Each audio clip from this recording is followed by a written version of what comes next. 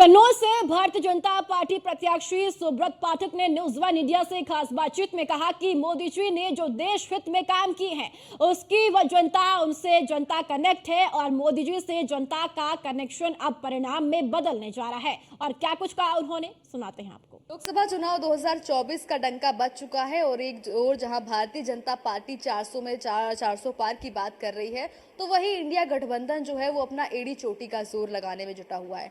इस वक्त हम कन्नौज की धरती में मौजूद है, इत्र की नगरी कहा जाता है। और इत्र की नगरी से एक और जहां सुब्रत पाठक जी हमारे साथ हैं, पिछले 10 सालों से जो है दबदबा है कन्नौज में, वहीं दूसरी ओर इस बार टक्कर देने के लिए कोई और नहीं, अखिलेश यादव आए हैं। कह रहे अब की बार एक मजबूत टक्कर होगी। हमारे साथ सुब्रत पाठक जी हैं, आप कैसे देखते हैं? देखो, पहले तो कोई दबदबा वाला विषय यहाँ पर नहीं है। हम लोग जनता के बीच के लोग हैं और साधारण लोग हैं। हाँ, इतना ज़रूर है कि जब कोई अन्याय होता है तो अन्याय के खिलाफ हम लोग मिलकर और खड़े होते हैं, खड़े हुए हैं। सालों से यहाँ पर भारतीय जनता पार्टी है, आप लगातार देख रहे हैं, लेकिन उससे पहले जो है कभी न कभी समाजवादी पार्टी का गढ़ रहा है। इस बार समाजवादी पार्टी एक बेहतर चुनौती दे रही है, वो कह रही है कि अब की बार जो है वो 400 पार नहीं 400 हार है। इसको आप कैसे देखते हैं?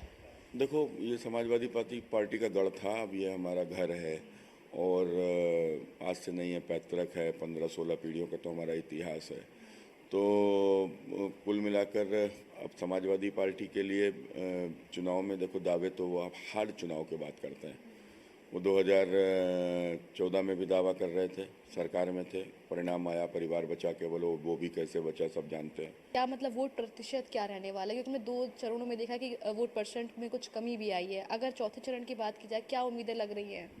देखो, वोटिंग परसेंटेज जहाँ भी कम हुआ है, आप देखो वहाँ के ऊपर विपक्ष का चुनाव ही नहीं लड़ा है, तो वहाँ वहाँ वोटिंग परसेंटेज कम हुआ है। यहाँ के ऊपर वोटिंग परसेंटेज बढ़ेगा क्योंकि यहाँ के ऊपर चुनाव हो रहा है।